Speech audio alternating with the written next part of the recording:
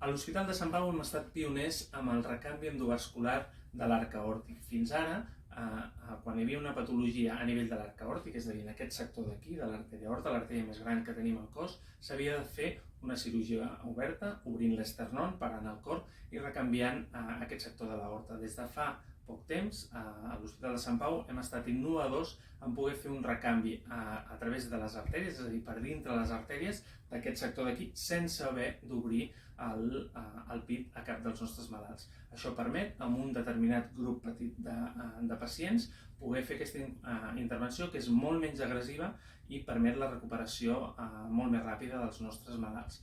Aquestes pròtesis es fan a mida, específicament per a cada malalt, es fa un escàner i a través d'aquest escàner es fabrica una pròtesi a mesura per cada individu. És a dir, cada malalt té una pròtesi diferent que el malalt del costat.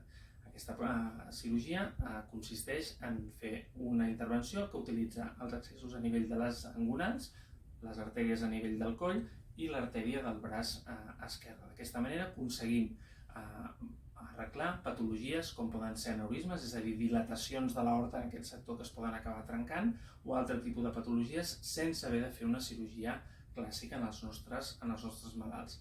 L'Hospital de Sant Pau ha estat pioner amb aquesta tècnica per poder recanviar l'arc aòrtic amb les seves 3 branques. Fins ara ho fèiem recanviant una o 2 branques i les altres les havíem d'arreglar fent un bypass. Amb aquestes reconstruccions amb 3 branques hem estat els pioners a l'estat espanyol i ja portem 2 pacients realitzats amb èxit. Aquesta cirurgia possiblement es anirà extenent a mesura que anem podent fer més casos a nivell de tot l'estat espanyol.